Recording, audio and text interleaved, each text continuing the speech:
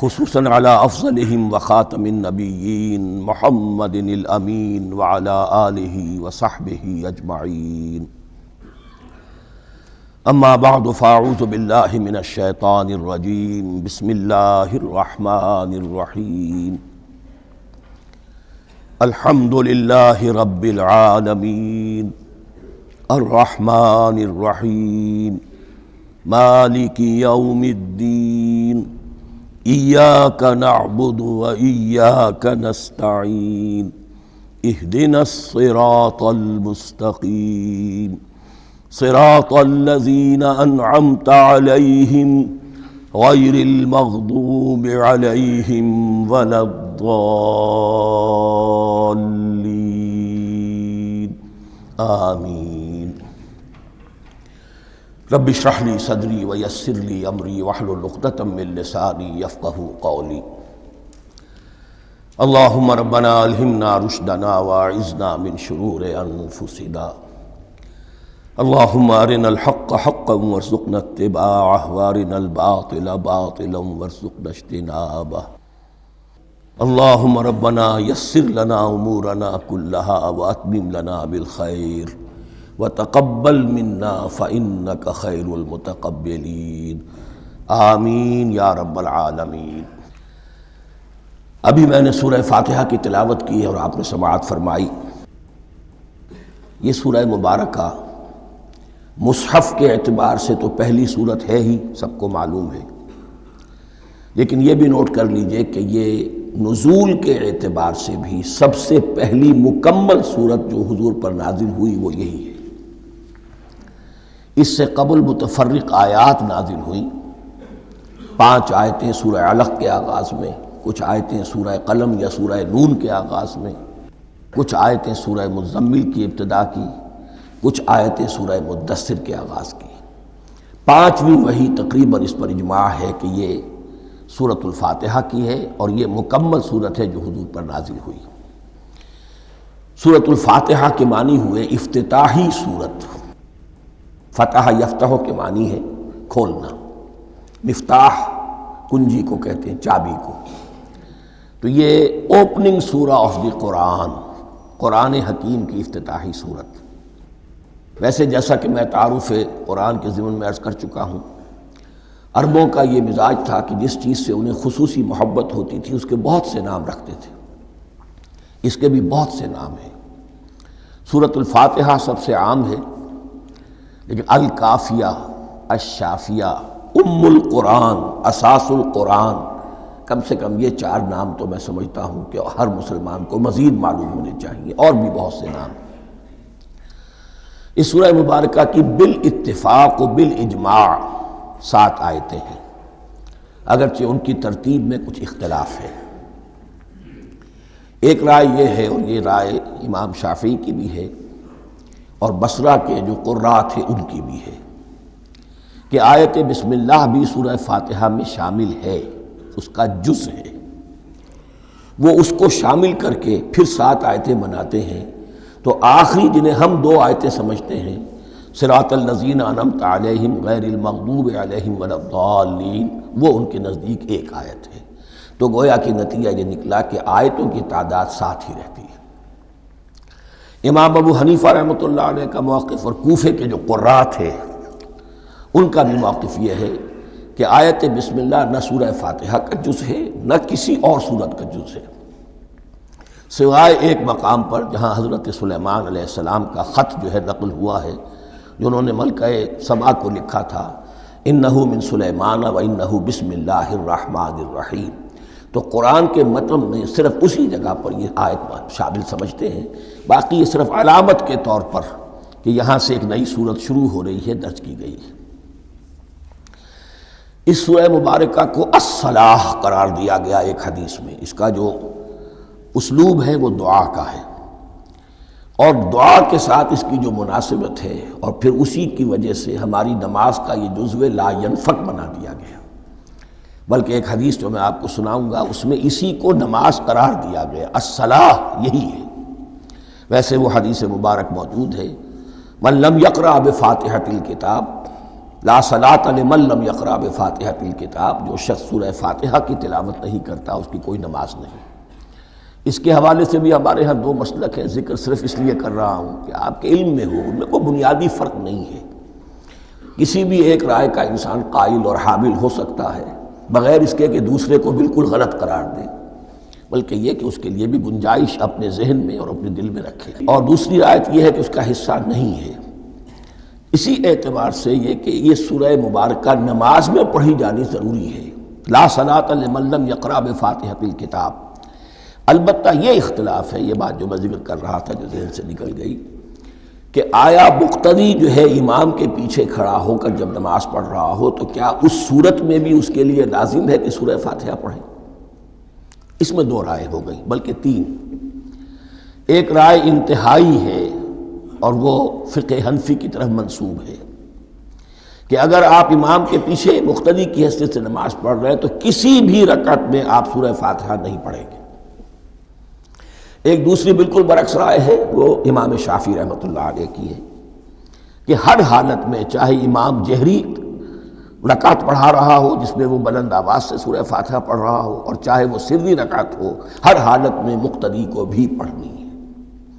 ایک تیسری رائے بین بین ہے، وہ امام مالک کی ہے رحمۃ اللہ علیہ، کہ جو سری رکعت ہے جس میں کہ امام بھی خاموشی سے پڑھ رہا ہے مقتدیوں کو بھی پڑھنی چاہیے۔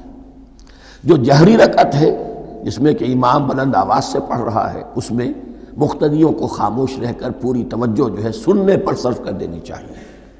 اذا قرئ القرآن فاستمعوا له وانصتوا، جب قرآن پڑھا جا رہا ہو تو پوری توجہ اس کے پڑھنے پر مرکوز کر دو اور خود خاموش رہو۔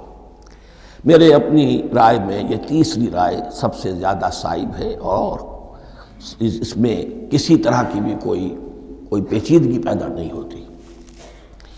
بہرحال اس سورہ مبارکہ کا جو اسلوب ہے میں نے عرض کیا دعائیہ ہے، البتہ قرآن مجید کے علم اور حکمت کے اعتبار سے، اس کے فلسفے کے اعتبار سے ایک بات سمجھ لینی چاہیے۔ قرآن کا فلسفہ یہ ہے کہ بنیادی ہدایت ہر انسان کے دل میں موجود ہے، بالقوہ، پوٹینشلی۔ یہ جو قرآن مجید یا اللہ کی کتابیں نازل ہوتی ہیں یہ انہیں ایکٹیویٹ کرتی ہیں، وہ اندر کی جو ڈورمنٹ کانشسنس ہے، خوابیدہ شعور جو ہے اسے بیدار کر کے، اور پھر یہ کہ اسے اجاگر کرتی ہیں۔ ہر سلیم الفطرت انسان اور سلیم العقل انسان، دو سلامتی شرط ہیں۔ سلیم الفطرت، نیچر پرورٹڈ نہ ہو، فطرت مسخ نہ ہو گئی ہو، عقل سلیم ہو۔ ان دونوں چیزوں کا نتیجہ یہ نکلتا ہے کہ وہ انسان از خود، بغیر کسی وحی کی رہنمائی کے، بغیر کسی نبی کی تعلیم کے سے استفادہ کیے ہوئے از خود بھی کچھ حقائق تک پہنچ جاتا ہے۔ اور وہ حقائق کیا ہیں؟ نمبر ایک یہ کہ اس کائنات کا ایک خالق ہے اور وہ ایک ہے، اور وہ تمام صفات کمال سے متصف ہے۔ نمبر دو یہ کہ انسان کی زندگی صرف یہ زندگی نہیں ہے، بلکہ ایک اور زندگی ہے کہ جس میں اس زندگی کے اعمال کے نتائج برآمد ہوں گے۔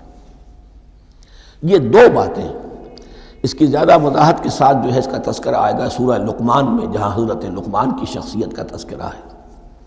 لیکن یہاں صرف یہ بات سمجھ لیجئے کہ قرآن کا فلسفہ یہ ہے کہ ہر انسان میں، ہر فرد نوع بشر میں جو اپنی ولادت کے وقت مسلم ہوتا ہے، حضور کی حدیث ہے کل مولود یولد علی الفطرہ ابواہ یحودانہ او ینصرانہ او یمجسانہ، ہر بچہ نوع انسانی کا فطرت اسلام پر پیدا ہوتا ہے، وہ فطرت کے اندر وہ ہدایت ودیت ہے۔ اب اگر وہ فطرت بس نہیں ہوئی اور عقل جو ہے وہ صحیح رخ پر کام کر رہی ہے تو ان دو حقائق تک وہ انسان خود پہنچ جائے گا۔ لیکن ان دونوں حقائق تک پہنچنے کے بعد اب وہ دست بستہ دعا کرے گا کہ اے رب اب مزید ہدایت تو مجھے عطا فرما۔ ایک تو یہ کہ میں کیا کروں کیا نہ کروں، میری عقل اس میں ٹھوکر کھا سکتی ہے، میں کسی اچھی چیز کو بری سمجھ سکتا ہوں، کسی بری کو اچھی سمجھ سکتا ہوں، تو مجھے صحیح راستہ، صحیح راہ ہدایت پر چلا۔ یہ دعا ہے جو انسان کرتا ہے جبکہ وہ ایمان باللہ اور ایمان بالآخرہ تک خود پہنچ چکا ہوتا ہے، اور یہ سمجھتا ہے کہ صحیح زندگی کا رخ یہی ہے کہ جس رب کو میں نے پہچانا ہے کہ وہ اس کائنات کا خالق ہے اور مالک ہے اور رب ہے، میں اس کی بندگی کروں، اس کی اطاعت کروں، اس کا حکم مانوں، اس کے راستے پر چلوں۔ لیکن وہ راستہ کون سا ہے؟ اس کے لیے پھر دست بدعا ہوتا ہے کہ پروردگار تو میری رہنمائی فرما۔ یہ مقام ہے کہ جہاں آپ سمجھ لیجئے اپنے آپ کو بھی آج اس جگہ پر تصور کرتے ہوئے پھر اس سورہ مبارکہ کو پڑھیے کہ آپ اس مقام پر اللہ کے فضل و کرم سے پہنچ چکے ہیں کہ اللہ کو آپ نے پہچان لیا اور اس کی توحید کو جان لیا، اس کی جملہ صفات کمال سے آپ واقف ہو گئے۔ آپ یہ بھی جان گئے کہ بڑھ کر اس کے حضور میں حاضر ہونا ہے اور وہ حساب کتاب لے گا۔ پھر آپ نے یہ عہد بھی کر لیا کہ اب زندگی گزارنی ہے اس رب کی بندگی میں، اسی کی فرما برداری میں۔ اب یہاں کھڑے ہو کر آپ پوچھتے ہیں کہ اللہ مجھے وہ تفصیلی ہدایت عطا فرما، ایسا نہ ہو کہ کبھی میں کسی راستے پر چلتا ہوا کسی پگڈنڈی پر مڑ جاؤں اور وہ تھوڑی سی جو ڈیوییشن ہو میرے راستے کی وہ میری عاقبت کو برباد کر دے۔ یک لحظہ غافل گشتم و صد سال راہم دور شد، اس لیے کہ ہوتا یہی ہے سیدھے راستے سے ذرا سی کوئی پگڈنڈی جو ہے تھوڑے سے اینگل پر نکلی ہے، لیکن جب چلتے جائیں گے آپ تو جتنے آگے بڑھیں گے اس پر، اس راہ صراط مستقیم سے آپ اتنے ہی زیادہ دور ہوتے چلے جائیں گے۔ یہ ہے قرآن مجید کی حکمت اور فلسفے کے اعتبار سے اس سورہ مبارکہ کا مقام۔ اب آئیے ہم بسم اللہ کرتے ہیں۔ بسم اللہ الرحمن الرحیم، شروع کرتا ہوں میں اللہ کے نام سے جو رحمان اور رحیم ہے۔ اس پر کچھ گفتگو ہو چکی ہے تعارف قرآن کے ضمن میں کہ رحمان اور رحیم دو نام ہیں کہ جو رحمت کے مادے سے نکلتے ہیں۔ رحمان میں اللہ تعالیٰ کی رحمت کا جوش، ہیجانی کیفیت، طوفانی کیفیت، اور رحیم میں اللہ تعالیٰ کی رحمت کا دوام اور تسلسل۔ یہ دونوں کیفیات اللہ کی رحمت میں بیک وقت موجود ہیں، جس کا ہم تصور نہیں کر سکتے۔ ہم سمندر کو دیکھتے ہیں، متلاطم سمندر ہے، اس میں ہیجان ہے، طوفان ہے۔ دریا کو دیکھتے ہیں کہ وہ سکون کے ساتھ چل رہا ہے، خاموشی سے چل رہا ہے، بہہ رہا ہے، بس تسلسل کے ساتھ بہہ رہا ہے۔ ہم ان دونوں کیفیات کو علیحدہ علیحدہ دیکھتے ہیں تو ہمارا ذہن ان دونوں کو بیک وقت اس کا تصور نہیں کر سکتا، تخیل ممکن نہیں۔ لیکن اللہ کی رحمت کی یہ دونوں شانیں مستقلاً ہر وقت موجود ہیں، بیک وقت، اسی لیے ان دونوں کے درمیان کہیں حرف عطف نہیں آئے گا۔ بسم اللہ الرحمن الرحیم، الحمدللہ رب العالمین۔ کل حمد، اور حمد کو ذہن میں رکھ لیجئے، حمد مساوی ہے تعریف جمع شکر۔ عام طور پر ترجموں میں ایک لفظ لایا جاتا ہے، کل تعریف اللہ کے لیے، یہ کافی نہیں ہے۔ تعریف آپ کسی شے کی کر سکتے ہیں جس میں کوئی حسن ہے، خوبی ہے، کسی بھی اعتبار سے، خواہ آپ کو اس کے حسن و خوبی سے کوئی فائدہ حاصل نہیں ہو رہا۔ ایک پھول ہے، بہت خوبصورت ہے، بس ٹھیک ہے، خوبصورت ہے، آپ نے کہا، تعریف کر دی۔ شکر کرتے ہیں آپ اس شے کا جس سے آپ کو کوئی فائدہ پہنچا ہو، استفادہ ہوا ہو، آپ کی کوئی ضرورت پوری ہوئی ہو، آپ کی کوئی مشکل رفع ہوئی ہو۔ اور آپ دیکھیں گے کہ حمد میں یہ شکر کا پہلو غالب ہے۔ جتنی بھی دعائیں ہیں حضور سے منقول، شکر کے مقام پر وہاں حمد آتا ہے۔ بھوک لگی ہوئی تھی، کھانا کھایا، الحمدللہ الذی اطعمنی وسقانی۔ اب یہاں دیکھیے ترجمہ تعریف نہیں، شکر ہے اس اللہ کا جس نے مجھے کھلایا اور پلایا۔ آپ بیت الخلاء سے باہر آئے، نجاستیں آپ سے دور ہو گئیں، طبیعت میں انشراح ہوا، الحمدللہ الذی اذھب عنی الاذی وعافانی۔ وہ شکر ہے اس اللہ کا جس نے اذیت بخش چیزیں مجھ سے دور کر دیں اور مجھے عافیت بخشی۔ تو یہ الحمدللہ رب العالمین، اللہ تعالیٰ کا حسن و کمال اور حسن و جمال اپنی جگہ بھی اس انتہا کا ہے کہ جتنی تعریف اس کا حق ہے ہم کر ہی نہیں سکتے، لیکن اس کے احسانات اور انعامات ہم پر اتنے ہیں کہ ہم ان کو بھی گن نہیں سکتے۔ لہٰذا ایک ہی احصاء ہم نے کر دیا الف لام کے ساتھ، الحمدللہ رب العالمین۔ تمام تعریفیں اور کل شکر اللہ کے لیے ہیں کہ جو تمام جہانوں کا پروردگار ہے، رب ہے، مالک ہے۔ رب میں ایک مفہوم ہوتا ہے ربوبیت کا، اور اس میں مفہوم شامل ہوتا ہے تربیت کا، ربیانی صغیرہ۔ تو مالک ہونا اور تربیت دینا۔ آپ جس شے کے مالک ہوں گے آپ چاہیں گے اس میں بڑھوتری ہو، اس میں اضافہ ہو، وہ نشو و نما پائے۔ تو یہ دونوں چیزیں آپس میں ایک دوسرے کا جڑی ہوئی ہیں، پروردگار بھی اور مالک بھی۔ عام طور پر عربی میں رب کا لفظ مالک کے لیے آتا ہے، رب البیت، رب الدار، رب المال۔ تو مالک وہاں پر ظاہر بات ہے کہ اس سے مراد کیا ہے؟ مال والا، گھر والا، گھر کا مالک۔ تو کل شکر اور کل تعریف اس اللہ کے لیے ہے جو تمام جہانوں کا مالک بھی ہے اور پروردگار بھی ہے۔ الرحمن الرحیم، رحمان ہے اور رحیم ہے۔ اب دوبارہ اس کی میں وضاحت نہیں کروں گا۔ مالک یوم الدین، یوم دین کا مختار مطلق ہے۔ دین عربی زبان میں کہتے ہیں بدلے کو، دناہم کما دانو، کما تدینو تو دانو، یہ کہاوت ہے۔ جیسے اردو میں ہم کہتے ہیں جیسا کرو گے ویسا بھرو گے، کما تدینو تو دانو، تو یہ ہے بدلہ۔ اس کا بنیادی مفہوم جو ہے وہ بدلہ ہے۔ تو بدلے کا ایک دن ہے جس دن فیصلہ ہوگا کہ کون کیا کما کر لایا ہے اور اسے کیا بدلہ ملنا چاہیے۔ آیا اس کا برائیوں کا پلڑا بھاری ہے کہ اسے سزا ملنی چاہیے، یا اس کی حسنات اور نیکیوں کا پلڑا بھاری ہے کہ اسے جزا ملنی چاہیے، اس کا انعام اور اکرام کے ساتھ معاملہ کیا جانا چاہیے۔ وہ ایک دن ہے، اسے ہم یوم القیامہ کہتے ہیں۔ اور لیکن اصل بات جو یہاں کہی گئی، یعنی ایک جملے میں تین باتوں کا اعتراف ہو رہا ہے۔ بعث بعد الموت، ایک دن آئے گا کہ ہم مرنے کے بعد تمام انسان اٹھا لیے جائیں گے۔ پھر حساب و کتاب، پھر اللہ کے ہاں حاضری ہوگی اور حساب کتاب ہوگا۔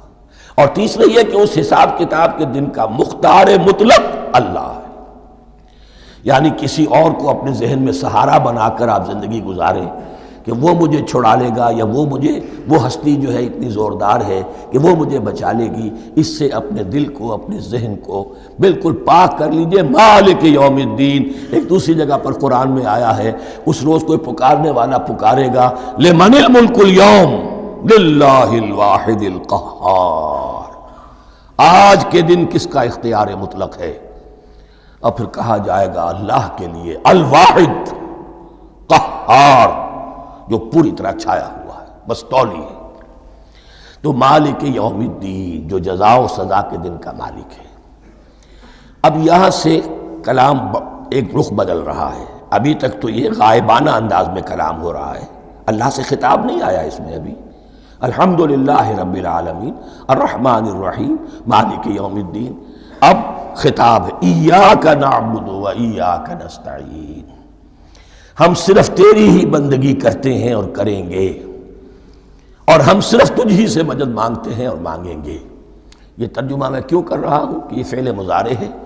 عربی زبان میں فعل مضارع حال اور مستقبل دونوں کو کور کرتا ہے۔ ایاک کا جو ہے مفعول فاعلی جو ہے، مفعول جو ہے اس میں ضمیر مفعولی، اسے پہلے لا کر حشر کا مضمون پیدا ہو گیا۔ ہم تیری بندگی کرتے ہیں نہیں، ہم تیری ہی بندگی کرتے ہیں اور کریں گے۔ حال میں ترجمہ کیجئے تو یہ اظہار حال ہے، اور مستقبل میں ترجمہ کیجئے تو یہ ایک عہد ہے، قول و قرار ہے، بہت بڑا معاہدہ ہے۔ وَإِيَّاكَ نَسْتَعِينُ، اور صرف تجھ ہی سے مدد مانگتے ہیں اور مانگیں گے۔ اس میں بھی حال کا ترجمہ اظہار حال، اللہ کرے کہ واقعی ہمارا حال وہی ہو، جب ہم یہ الفاظ کہتے ہیں تو واقعتاً ہم اس پر پورے اتر رہے ہوں کہ اسی کی بندگی کر رہے ہوں اور اسی سے ساری استعانت اور استمداد کر رہے ہیں۔ جہاں تک مستقبل کا تعلق ہے وہ پھر ایک عہد ہے، اہدنا الصراط المستقیم، یہ مقام وہ آ گیا کہ یہاں تک تو اے پروردگار ہم پہنچ گئے، تیرے فضل سے، تیرے کرم سے۔ فطرت سلیمہ بھی تیری عطا کردہ تھی، عقل سلیم بھی تیری ودیعت کردہ تھی، ان دونوں کی روشنی سے ہم یہاں تک تو پہنچ گئے۔ اب ہماری جو ضرورت ہے، احتیاج ہے، وہ کیا ہے؟ اہدنا الصراط المستقیم، ہدایت بخش ہمیں سیدھے راستے کی۔ یہاں دو باتیں سمجھ لیجئے۔ انفرادی سطح پر انسان کے لیے نہ معلوم کتنے مرحلے آتے ہیں ہر روز کہ جس میں وہ ایک چھٹک کر کھڑا ہو جاتا ہے، یہ کروں یا یہ کروں، دو آلٹرنیٹو سامنے آ رہے ہیں، فیصلہ کرنا مشکل ہو رہا ہے۔ قدم قدم پر ہدایت کی ضرورت ہے۔ اور اجتماعی طور پر نوع انسانی تین بڑے بڑے تمدنی مسائل میں واقعہ یہ ہے کہ تسلیم کر لیا جانا چاہیے کہ عقل انسانی اس کو راستہ نہیں دکھا سکتی۔ عام معاشرتی سطح پر مرد اور عورت کے درمیان حقوق اور اختیارات کا کیا توازن ہو، ناممکن ہے، انسان طے نہیں کر سکتا۔ انسان یا مرد ہے یا عورت ہے۔ عورت سوچے گی اپنے لحاظ، اپنے جذبات کا، اپنے خیالات کا لحاظ رکھے گی، مرد کے جذبات و احساسات کا اس کا کوئی تصور ہی ممکن نہیں۔ مرد سوچے گا اسے اپنے احساسات معلوم ہے، لیکن یہ کہ عورت کے احساسات سے وہ نابلد ہے، ان کو محسوس کر ہی نہیں سکتا۔ لا محالہ وہ اپنے بارے میں وہ جو بھی نظام بنائے گا اس میں وہ اپنی بالادستی رکھے گا۔ وہ تو ایک ہی ہستی ہو سکتی ہے کہ جو دونوں کی خالق ہے، مرد کی بھی عورت کی بھی، اور اس کو دونوں سے محبت ہے، دونوں کا خیر خواہ ہے، دونوں کا رب ہے، دونوں کو پروان چڑھانا چاہتا ہے۔ اسی طرح فرد اور معاشرہ یا ریاست، حکومت اور ریاست ہمیشہ یہ چاہتی ہے کہ سارے اختیارات ہمارے ہاتھ میں آ جائیں، ٹوٹلیٹیرین سوسائٹی ہو، بس ہم حکم دیں اور لوگ اس پر چلیں۔ افراد یہ چاہتے نہیں، ہمیں آزادی ہونی چاہیے۔ اب آپ دیکھیے کہ دنیا میں کتنے جھگڑے چلتے ہیں اسی پر، فریڈم فریڈم فریڈم۔ وہ فریڈم واقعتاً اپنی جگہ پر ایک شے ہے، افراد کی آزادی ہونی چاہیے، لیکن افراد کی آزادی اتنی نہ ہو جائے کہ وہ مادر پدر آزاد ہو جائے، کوئی قانون، کوئی قاعدہ، کوئی اخلاقی کوئی حدود اور قیود جو ہے ان کا پابند نہ رہے۔ تو اب کہاں ہے وہ نقطہ اعتدال کہ جس میں انسان کے انفرادی آزادی، انفرادی اختیار اور ادھر اجتماعی مصلحتیں جو ہیں ان کو بیلنس کیا جا سکے؟ انسان طے نہیں کر سکتا، صرف اللہ ہی اس کے لیے نظام دے سکتا ہے۔ تیسرا مسئلہ ہے سرمایہ اور محنت، اس میں کیا توازن ہو؟ سرمایہ اور محنت دونوں مل کر کچھ بنا رہے ہیں، کچھ پروڈیوس کر رہے ہیں۔ اب اس میں نفع جو ہوا ہے اس میں سرمایہ کا کتنا حصہ ہونا چاہیے اور لیبر کا کتنا ہونا چاہیے، کون طے کر سکتا ہے؟ اس کے لیے بھی کہ ایسا نہ ہو کہ سرمایہ داری جو ہے آکاش بیل بن کر پورے معاشرے پر چھا جائے، اور غریب بیچارہ، مزدور بیچارہ، کاشتکار بیچارہ وہ گویا کہ چکی کے دو پارٹوں میں پس کر رہ جائے، اس کی کوئی حیثیت نہ رہ جائے۔ لیکن یہ کہ دوسری طرف اگر یہ کہ مزدور کا جو حق ہے اس سے زیادہ اس کو دے دیا جائے تو سرمایہ جو ہے وہ سکڑ جائے گا، شائی ہو جائے گا، وہ پھر میدان میں نہیں آئے گا۔ کیا کیا جائے؟ کون سا نقطہ عدل و اعتدال ہے؟ یہ تین مسائل ایسے ہیں، اہدنا الصراط المستقیم۔ تو یوں سمجھیے کہ ایک جو بنیادی ہدایت تھی، ایک اللہ کو پہچان لینا، یہ جان لینا کہ کل حسن و جمال اور تمام انعام و اکرام کا منبع اس کی ذات ہے، وہ رحمان ہے اور رحیم ہے، اور یہ جان لینا کہ مرنے کے بعد جی اٹھنا ہے، حساب کتاب ہے، فیصلہ ہوگا جزا و سزا کا، اور مختار مطلق اس دن کا اللہ ہے۔ پھر یہ عہد کر لینا ایاک نعبد و ایاک نستعین۔ اس کے بعد دعا، پروردگار ہمیں ہدایت پر قائم رکھ، ہماری ہدایت میں اضافہ فرما۔ اس ہدایت کے لفظ کو سمجھ لیجئے، بنیادی ہدایت، تفصیلی ہدایت، قدم قدم پر ہدایت، ہدایت پر ہدایت۔ والذین اہتدوا زادہم ہدی، جو لوگ ہدایت کے راستے پر آتے ہیں اللہ ان کی ہدایت میں اضافہ کرتا ہے۔ تو یہ قدم قدم پر ہمیں ہدایت کی ضرورت ہے اور مرحلہ وار ضرورت ہے۔ ہدایت اس کو بھی کہتے ہیں کہ کسی نے آپ سے کوئی پتہ پوچھا، آپ نے کہا ادھر جانا، پھر دوسری گلی میں مڑنا، پھر جانا دو تین لائٹیں چلے جانا، پھر مڑنا، وغیرہ وغیرہ، یہ بھی ہدایت ہے۔ نظری طور پر آپ نے بتایا ہے۔ ایک ہدایت یہ ہوئی کہ بھائی میں چلتا ہوں آپ کے ساتھ، میں آپ کو وہاں تک پہنچا دوں گا تاکہ آپ کو دقت نہ ہو، آپ نے منزل تک پہنچا دیا۔ ان دونوں کے درمیان، یہ تو میں نے ایک فرد کی مثال دی ہے، اللہ اور بندے کے درمیان نہ معلوم کتنے مراحل ہیں ہدایت کے۔ تو کسی وقت بھی انسان اپنے آپ کو ہدایت خداوندی سے مستغنا نہیں سمجھ سکتا، اور نہیں تو پروردگار جو ہدایت دی ہے اس پر ہدایت پر قائم رکھ۔ کیا پتہ شیطان کا کوئی حملہ، کیا پتہ ہمارے نفس کی کوئی شرارت کسی ایسے رخ پر ہمیں ڈال دے کہ اب تک کی ساری کمائی بھی ضائع ہو جائے۔ لہذا یہ نہ سمجھیے کہ جب یہ ساری چیزیں ان کو معلوم تھیں، وہ ان چیزوں کا تو اقرار کر رہے تو اب ہدایت کون سی مانگ رہے ہیں؟ تو ہدایت کا تو بڑا میدان کھلا ہوا ہے، اور اس ہدایت کی وہ جو میں نے آخری شکل آپ کو بتائی ہے کہ منزل مقصود تک پہنچا دے، یہ ہدایت بھی قرآن مجید میں اس معنی میں بھی لفظ آیا ہے کہ اہل جنت جب جنت میں داخل ہوں گے تو جو ترانہ حمد ان کی زبان پر اس وقت ہوگا وہ کیا ہے؟ الحمدللہ الذی ہدانا لہذا وما کننا لنہتدی لولا ان ہدانا اللہ۔ کل شکر اس اللہ کا جس نے ہمیں یہاں تک پہنچا دیا، ہدایت دی یہاں تک پہنچا دیا، اور ہم ہرگز نہ پہنچ پاتے، ہم ہرگز ہدایت یافتہ نہ ہو سکتے اگر اللہ ہی ہمیں ہدایت نہ دیتا۔ اہدنا الصراط المستقیم، سیدھا راستہ، صراط الذین انعمت علیہم، اب اس کی مزید وضاحت ہے، راستہ اس کا ان لوگوں کا جن پر تیرا انعام ہوا۔ یہ کون لوگ ہیں؟ اس کی وضاحت آپ کو ملے گی سورہ نساء میں، من یطع اللہ والرسول فاولئک مع الذین انعم اللہ علیہم من النبیین والصدیقین والشہداء والصالحین۔ 4 طبقات ہیں منعم علیہم، جن پر اللہ کا انعام ہوا ہے۔ چوٹی پر انبیاء کرام، اس کے بعد صدیقین کرام، اس کے بعد شہداء عظام، اس کے بعد عام صالح مسلمان، صالح ہو۔ یہ بیس لائن ہے، اس سے اوپر کا درجہ شہداء کا ہے، اس سے اوپر کا درجہ صدیقین کا ہے، اور پھر اس سے اوپر کا درجہ انبیاء کا ہے۔ انبیاء میں سے پھر وہ بھی ہوتے ہیں کہ جو اولو العزم میں من الرسل ہیں، لیکن یہ 4 طبقات ہیں، ان کے راستے پر ہمیں چلا۔ غیر المغضوب علیہم ولا الضالین، جو مغضوب علیہم نہیں ہوئے، جن پر تیرا غضب نہیں ہوا، اور غضب ہوتا ہے ان پر کہ جو ہدایت کے واضح ہونے کے بعد ہدایت کو ترک کر دیں، وہ ہے مغضوب علیہم۔ جنہیں ہدایت مل گئی ہو، ہدایت کو پہچان لیا ہو، پھر اپنی شرارت نفس کی وجہ سے، اپنی نفسانیت کی وجہ سے، اپنے تکبر کی وجہ سے، اپنے حسد کی وجہ سے وہ اس حق کو رد کر دیں، اس کو ترک کر دیں، ان پر اللہ کا غضب آتا ہے۔ اور اس میں اس کی بہت بڑی مثال تاریخ کے اعتبار سے یہودی ہیں۔ اللہ نے انہیں ہدایت دی، کتابیں عطا کی، تورات، انجیل، زبور، سینکڑوں نبی ان میں مبعوث کیے، 1400 برس تک نبوت کا تار ٹوٹا ہی نہیں، مسلسل۔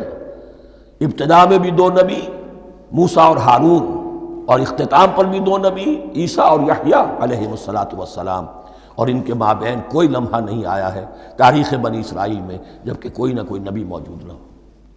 لیکن انہوں نے اپنی شرارت نفس کی وجہ سے ہدایت تورات سے بھی منہ موڑا، اور پھر سب سے بڑی بات یہ کہ ہدایت محمدی سے، ہدایت قرآنی سے بھی صلی اللہ علیہ وسلم منہ موڑا، وہ ہے مغضوب علیہم ولا الضالین، اور نہ ہی گمراہ ہوئے۔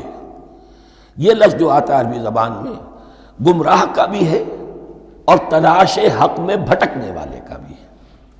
ایک وہ شخص ہے جس پر حق ابھی واضح نہیں ہوا، وہ تلاش میں ہے، اس کے لیے بھی ضال کا لفظ آئے گا۔ اسی طرح کوئی شخص کسی کے عشق اور محبت میں ایسا ہو جائے، دیوانہ ہو جائے، اس کو بھی ضال کہتے ہیں، یعنی اس کے اوپر جذبات کا اتنا غلبہ ہو گیا ہے کسی کی محبت اور عشق کی بنا پر۔ تو حضور کے لیے یہ لفظ آیا ہے وَوَجَدَكَ ضَالًّا فَهَدَىٰ، اور یہ تو سورۃ الضحیٰ ہے، اکثر بیشتر لوگوں کو یاد ہوگی۔ تو یہ جو ضال کا لفظ ہے، اس میں سمجھ لیجئے ضروری نہیں ہے کہ وہ گمراہ ہو، بلکہ وہ بھی کہ جو ابھی راہ ہدایت کی طلب میں، اس کے حصول کے لیے اس کی تلاش میں کوشاں ہیں، اور وہ بھی کہ جو کسی مغالطے کی وجہ سے حق سے منحرف ہو جائے۔ یہ بھی جان لیجئے کہ ایک ہے بدنیتی، تکبر، حسد، حق کو جان کر پہچان کر رد کر دینا یا چھوڑ دینا یا ترک کر دینا۔ ایک ہے کسی غلطی میں، کسی جذبات کے اندر آ کر، کسی غلو کے اندر مبتلا ہو کر اور حق سے منحرف ہو جانا۔ اس کی جو سب سے بڑی مثال ہے وہ نصارہ ہے، عیسائی ہے۔ حضرت مسیح کو انہوں نے مانا لیکن غلو کیا، یہ لفظ آئے گا آگے، لا تغلو فی دینکم، اپنے دین میں غلو نہ کرو۔ جیسے ہمارے ہاں بھی بعض لوگ ہیں جو حضور صلی اللہ علیہ وسلم کی تعریف میں، حضور صلی اللہ علیہ وسلم کے ساتھ اپنی محبت کے اظہار میں غلو کر جاتے ہیں۔ یہ انتہا درجے کو ہو گیا تھا حضرت مسیح علیہ السلام کے ماننے والوں میں، اور اس کی بنا پر انہوں نے تثلیث کا عقیدہ ایجاد کر لیا اور حضرت مسیح علیہ السلام کو اللہ کا بیٹا بنا دیا۔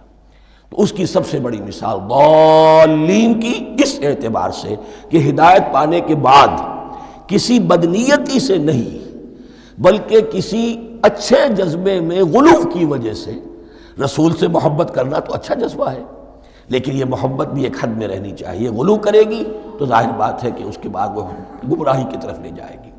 تو یہ ہے اس سورہ مبارکہ کا ترجمہ، اور اس کے بعد آخر میں آمین کہنا یہ مسنون بھی ہے، کہنا چاہیے۔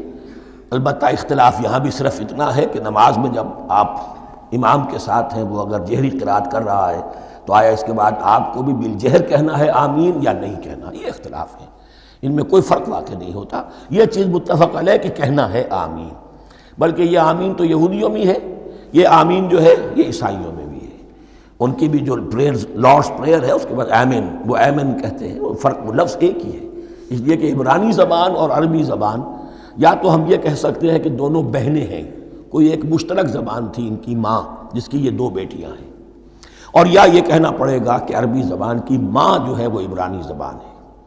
بہرحال بڑا قریبی رشتہ عربی کا اور عبرانی کا ہے، اس اعتبار سے وہ آمین۔ اب آپ کو معلوم ہے ہم السلام علیکم وہ کہتے ہیں، وہ سلام کہتے ہیں، فرق کیا ہے؟ وہ تو تلفظ کا فرق ہے۔ اسی طریقے سے اور بہت سے الفاظ ہیں، میں بعد میں بتا۔ اب میں اس سورہ مبارکہ کے بارے میں خاص حدیث آپ کو سنانا چاہتا ہوں، اور اسی سے در حقیقت جو امام ابو حنیفہ کا موقف ہے رحمۃ اللہ علیہ، اس کی حقانیت مزید مبرہن ہو جائے گی۔ یعنی کیا کہ آیت بسم اللہ سورہ فاتحہ کا جز نہیں ہے، سورہ فاتحہ الحمدللہ رب العالمین سے شروع ہوتی ہے۔ وہ میں آپ کو بتانا بھول گیا کہ جن کے نزدیک یہ سورت کا جز ہے وہ پھر جہری قرات میں بسم اللہ الرحمن بھی بلند آواز سے کہیں گے، اور جن کے نزدیک یہ سورہ فاتحہ کا جز نہیں ہے وہ نہیں کہیں گے، وہ الحمدللہ رب العالمین سے قرات کریں گے۔ تو کوئی فرق نہیں ہے بنیادی۔ یہ حدیث جو ہے یہ مسلم شریف میں ہے اور حدیث قدسی ہے، اس کے راوی حضرت ابو ہریرہ ہیں رضی اللہ تعالی عنہ، اور اس حدیث نے اس سورت کے مضامین کا نہایت عمدہ تجزیہ کر دیا ہے۔ حدیث کے الفاظ سن لیجئے، قسمت الصلاۃ بینی و بین عبدی نصفین۔ اللہ تعالیٰ فرما رہے ہیں، حدیث قدسی ہے، میں نے نماز کو، صلاۃ کو اپنے اور اپنے بندے کے درمیان آدھا آدھا تقسیم کر لیا۔ فنصفها لی ونصفها لعبدی، اس کا نصف جو ہے وہ میرے لیے ہے اور نصف جو ہے وہ میرے بندے کے لیے ہے۔ وَلِعَبْدِي مَا سَأَلَ، اور جو میرے بندے نے مانگا میں اسے دوں گا، میرا وعدہ ہے یا میں نے اسے دیا۔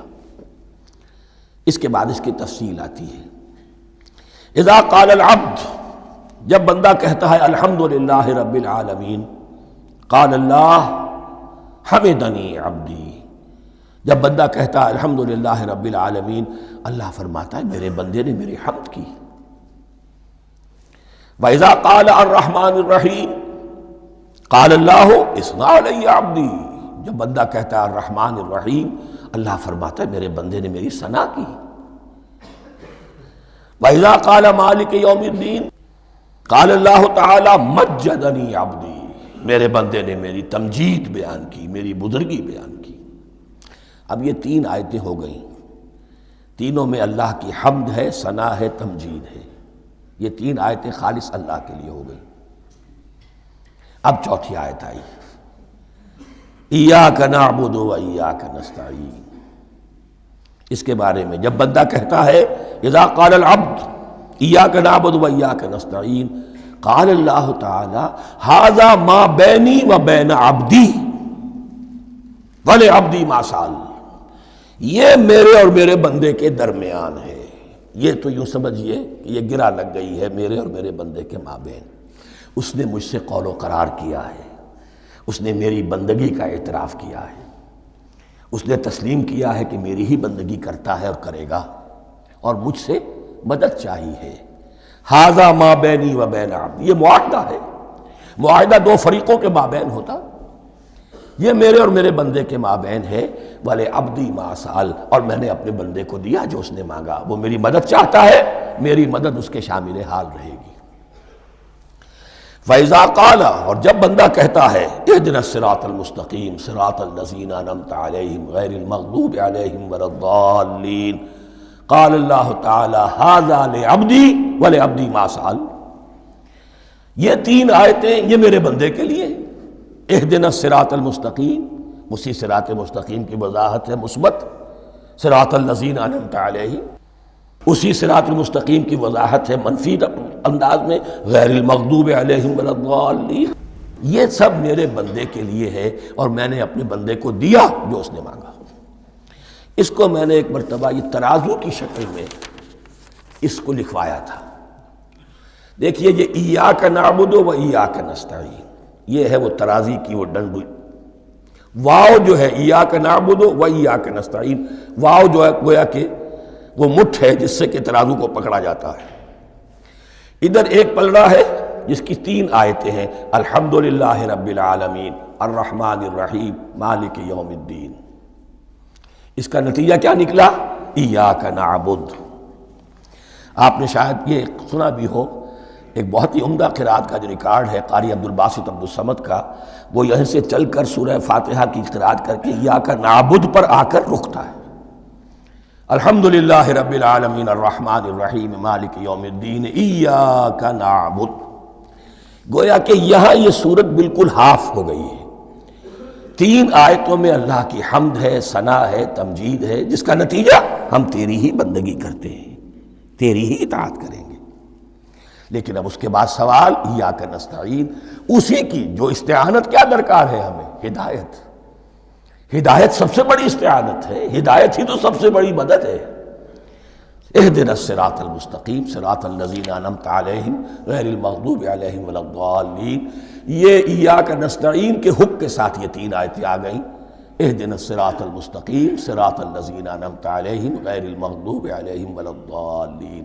قسمت الصلاۃ بینی و بین عبدی نصفین فنصفها لی ونصفها لعبدی ولعبدی ما سأل۔ اللہ تعالیٰ اس سورہ فاتحہ کا جو اصل مفہوم ہے وہ بھی ہمارے ذہنوں پر، ہمارے شعور کی سطح پر اسے اجاگر کیے رکھے، ہمیں توفیق دے کہ جب بھی پڑھیں، جب بھی سنیں تو وہ کیفیت اگر ہو جائے۔ اس لیے کہ ایک حدیث ہے کہ الصلاۃ معراج المومنین، نماز تو اہل ایمان کے حق میں معراج کے درجے میں ہے۔ اس حوالے سے ہم یہ سمجھ سکتے ہیں کہ کوئی وقت ایسا آ سکتا ہے کہ انسان کو واقعتاً، روح انسانی واقعتاً اللہ کے یہ جواب سنے۔ انہونی بات نہیں ہے، ہوتا ہے خطاب آخر، اٹھتا ہے حجاب آخر، کرتے ہیں خطاب آخر، یہ تو ہوتا ہے۔ مخاطبہ الہی، یہ تو میں نے عرض کیا کہ ثابت ہے، مخاطبہ، محادث اور تحدیث اللہ بندوں سے کلام کرتا ہے۔ اب آئیے بسم اللہ الرحمن الرحیم، اب یہ سورہ بقرہ شروع ہو رہی ہے۔ سورۃ البقرہ جو 286 آیات پر مشتمل ہے، تقریباً 2.5 پاروں پر پھیلی ہوئی ہے۔ ہر شخص جانتا ہے کہ یہ قرآن حکیم کی حجم کے اعتبار سے سب سے بڑی سورت ہے، لیکن یہ معاملہ صرف حجم کا نہیں ہے۔ نبی اکرم صلی اللہ علیہ وسلم نے اسے سنام القرآن قرار دیا ہے۔ آپ نے فرمایا لکل شیء سنام، ہر چیز کی ایک چوٹی ہوتی ہے، جیسے اونٹ کا کوہان ہوتا ہے۔ وسنام القرآن البقرہ، سنام القرآن، قرآن کی چوٹی جو ہے وہ سورۃ البقرہ ہے۔ یہ نوٹ کر لیجئے جو میں نے کل آپ کو جو مختلف مکی اور مدنی صورتوں کے گروپوں کے بارے میں بتایا تھا کہ یہاں سے اب پہلی منزل بھی شروع ہو رہی ہے اور پہلا گروپ بھی شروع ہو رہا ہے، اور اس کے ساتھ جو اگلی صورت آئے گی وہ اس کا جوڑا ہے، سورہ آل عمران، جس کی سب سے نمایاں علامت یہ نوٹ کیجئے، یہ بھی الف لام میم سے شروع ہوئی، اگلی بھی الف لام میم سے شروع ہوگی۔ اس کے بعد 2 صورتیں مدنی اور ہیں، لیکن ان دونوں میں نہ حروف مقطعات ہے، نہ کوئی اور تمہیدی کلام ہے، براہ راست خطاب سورہ نساء میں یا ایھا الناس اور سورہ مائدہ میں یا ایھا الذین آمنوا، کوئی تمہیدی بات نہیں، کوئی حروف مقطعات نہیں، براہ راست خطاب۔ وہ ایک جوڑا ہے سورہ نساء اور سورہ مائدہ، اور یہ ایک جوڑا ہے سورہ بقرہ اور سورہ آل عمران۔ سورہ بقرہ اور سورہ آل عمران کو نبی اکرم صلی اللہ علیہ وسلم نے الزہراوین بھی قرار دیا ہے۔ زہرا کہتے ہیں بڑی روشن چیز کو، یہ حضرت فاطمہ رضی اللہ تعالی عنہ کے نام کے ساتھ آتا ہے، فاطمۃ الزہراء، تو زہرا بہت روشن، دمکتی ہوئی شے۔ الزہراوین، یہ 2 نہایت دمکتی ہوئی صورتیں ہیں جو قیامت کے دن دو بدلیوں کی شکل میں ظاہر ہوں گی، حضور نے فرمایا، اور جو لوگ ان صورتوں سے محبت کرتے تھے ان پر سایہ کریں گی۔ اللہم ربنا اجعلنا منہم، ہمیں اللہ تعالیٰ ان میں شامل فرما دے۔ اس سورہ مبارکہ کو دو حصوں میں تقسیم سمجھیے۔ ویسے تو یہ کہ رکوع آئیں گے، پارے بھی بدلیں گے اس میں، لیکن حصے دو ہیں۔ پہلے حصے میں اصل روح سخن سابقہ امت مسلمہ سے ہے، یہود سے، بنی اسرائیل سے۔ دوسرے حصے میں اصل خطاب موجودہ امت مسلمہ سے ہے، امت محمد سے صلی اللہ علیہ وسلم۔ پہلے حصے میں 18 رکوع ہیں لیکن آیات 152 ہیں۔ دوسرے حصے میں 22 رکوع ہیں لیکن آیات 134 ہیں۔ گویا کہ اس سے آپ کو توازن نظر آئے گا کہ اگرچہ ادھر رکوعوں کی تعداد کم ہے 18 لیکن آیات کی تعداد زیادہ ہے 152۔ دوسرے حصے میں رکوعوں کی تعداد زیادہ ہے 22 لیکن آیات کی تعداد 134۔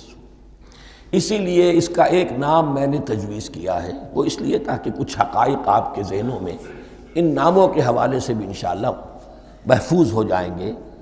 سورۃ الامتین، دو امتوں کی صورت، اس لیے کہ تقریباً نصف اس کی ساری بحث جو ہے، مرکزی بحث، وہ سابقہ امت مسلمہ بنی اسرائیل، اور دوسرا نصف اس میں سارا خطاب وہ ہے موجودہ امت مسلمہ یعنی امت محمد صلی اللہ علیہ وسلم۔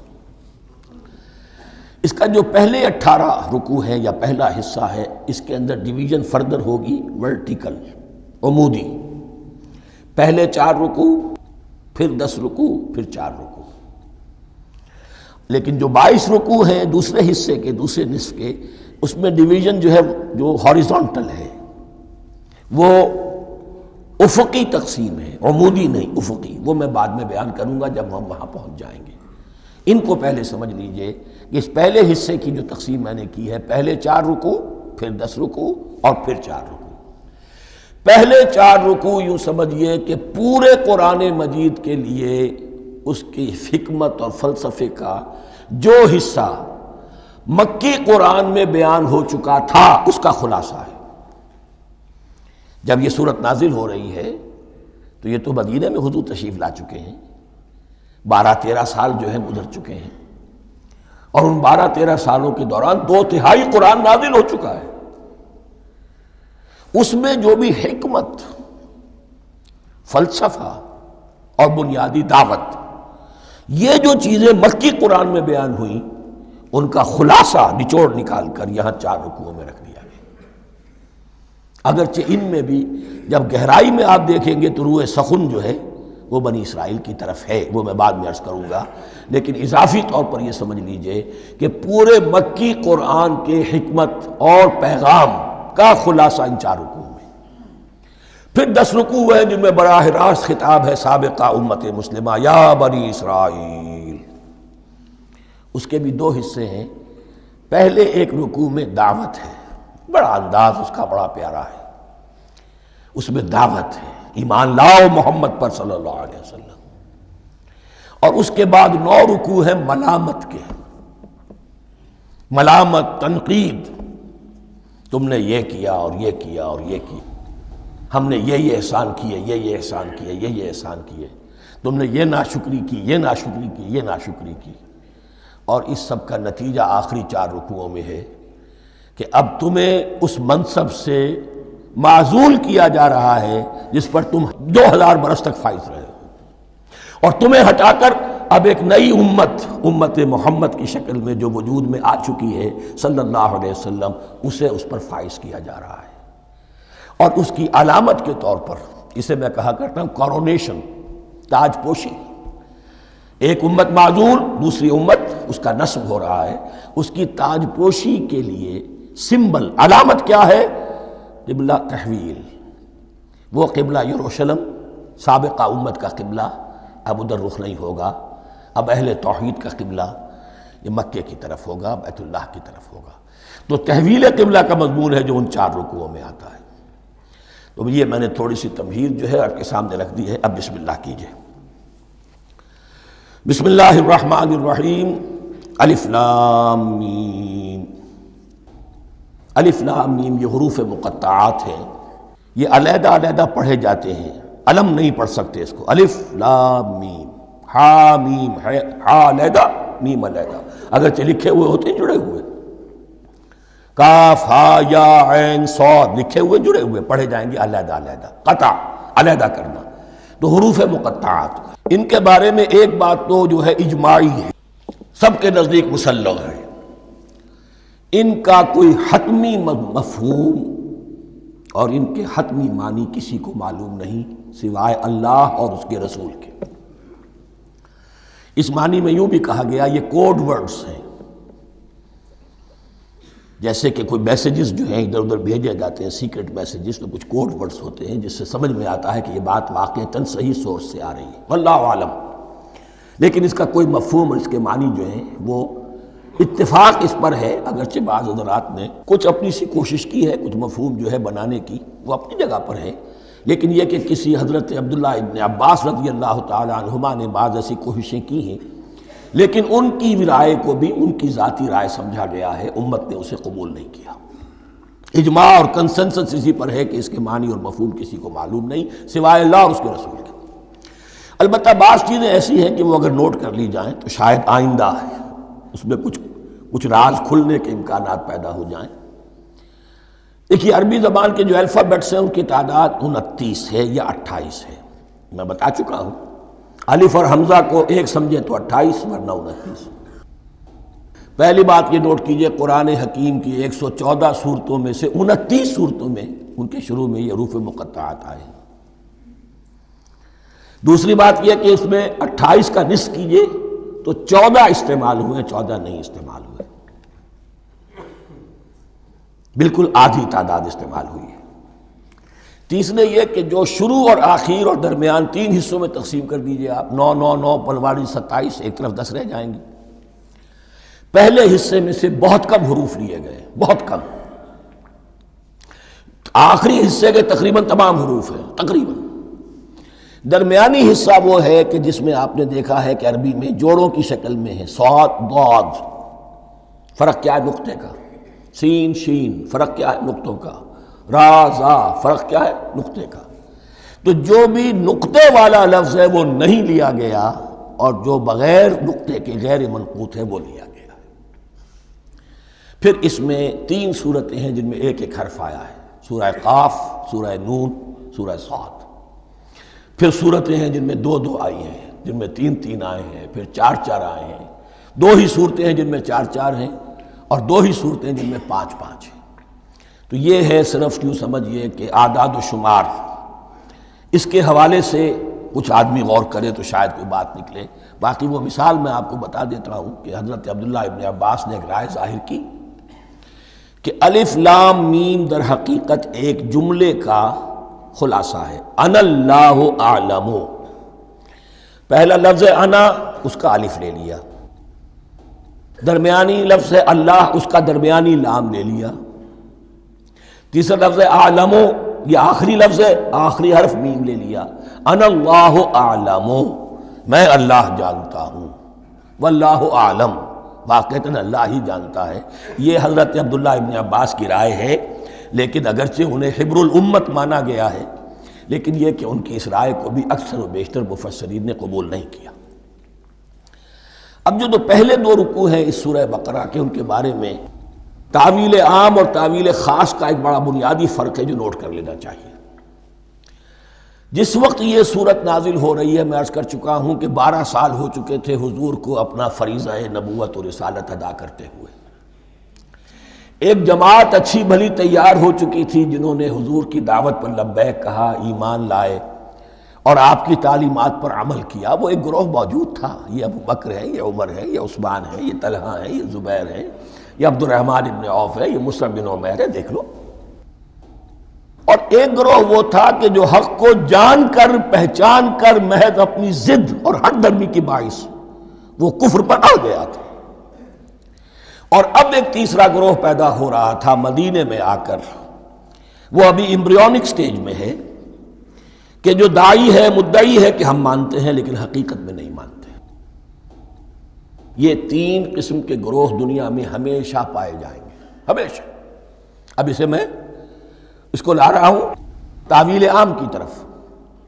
جب بھی کبھی کوئی دعوت اٹھے گی انقلابی، ایک ہوتا ہے وعظ و نصیحت، ٹھیک ہے، جس نے بھی فائدہ اٹھایا اٹھا لیا۔ ایک ہوتی ہے دعوت انقلابی، وہ انقلابی دعوت کا ہدف ہوتا ہے نظام کو بدلنا۔ نظام بدلتا ہے تو ظاہر بات ہے کہ جو لوگ اس نظام میں جن کے ویسٹڈ انٹرسٹ ہیں اور جن کو پریولیجز حاصل ہیں، جن کے مفادات ہیں، وہ تو لازماً اپنے نظام کا تحفظ کریں گے۔ ٹکراؤ ہوگا، تصادم ہوگا، تصادم میں جانی نقصان بھی ہوگا، مالی نقصان بھی ہوگا۔ یہ گویا کہ کسی انقلابی دعوت کے لوازم ہیں۔ اگر یہ شے نہ ہو تو دعوت انقلابی ہے ہی نہیں۔ اس اعتبار سے ہر انقلابی دعوت کے جواب میں تین طبقے پیدا ہو جاتے ہیں۔ ایک وہ کہ جو اس دعوت کو قبول کرتے ہیں دیانت کے ساتھ، خلوص کے ساتھ، اخلاص کے ساتھ، اور پھر پوری جواں مردی کا ثبوت دیتے ہیں، ہر چہ بعد آباد، اب جو آئے سو آئے، جان دینی پڑے حاضر ہیں، مال دینا پڑے حاضر ہیں، کوئی تکلیف آئے، کوئی مشقت آئے، کوئی مصیبت آئے، کوئی قربانی کرے، حاضر۔ جب پکارا گیا واپس نہیں پھیرا کوئی فرمان جنوں کا، اور تنہا نہیں لوٹی کبھی آواز جرس کی۔ خیریت جاں راحت تن صحت داماں، سب بھول گئیں مصلحتیں اہل ہوس کی۔ ایک وہ لوگ ہوتے ہیں، ایک وہ لوگ ہوتے ہیں کہ جو اڑ جاتے ہیں ضد پر، ہٹ درمی پر، ماننے کے باوجود، جاننے کے باوجود کہ بات تو ٹھیک ہے جو کہہ رہے ہیں، کیسے مان لیں؟ ہماری سیادت، ہماری چودراہٹ، ہمارے مفادات، ہمارے یہ ساری چیزیں، ان سب کے اوپر زد پڑ رہی ہے۔ یہ لوگ اڑ جاتے ہیں، اور پھر کوئی دعوت، کوئی نصیحت، کوئی مزید افہام و تفہیم ان کے حق میں مفید نہیں ہوتی۔ اس لیے کہ صحیح بات ہے جو کہتے ہیں کہ سوتے کو تو جگایا جا سکتا ہے، جاگتے کو کیسے جگائیں؟ کوئی سویا ہوا ہے تو آپ اسے جگا دیں گے، جو جاگا ہوا ہے لیکن وہ بنا ہوا ہے، وہ اٹھنے کو تیار ہی نہیں ہے، تو آپ کیسے اٹھا دیں گے اس کو؟ تو جو لوگ جان بوجھ کر حق کو پہچان کر رد کر دیتے ہیں، پھر ان کے حق میں کوئی دعوت، کوئی نصیحت، کوئی تبلیغ، کوئی انذار، کوئی تبشیر مفید نہیں ہوتی۔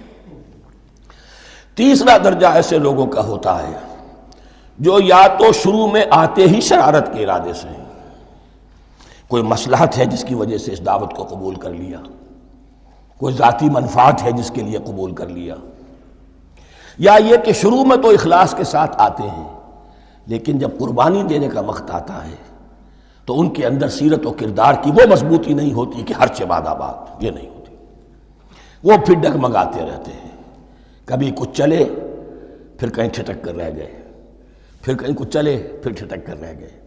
یہ تیسرا طبقہ ہے کہ جو کہتا ہے، دعوی مدعی ہے کہ ہم نے مانا ہے، قبول کیا ہے، بات ٹھیک ہے، کچھ تھوڑا بہت چلتے بھی، لیکن جہاں مشکل آئی چھٹک کر کھڑے ہو گئے، اوندھے منہ گر پڑے۔ یہ تیسرا طبقہ ہے۔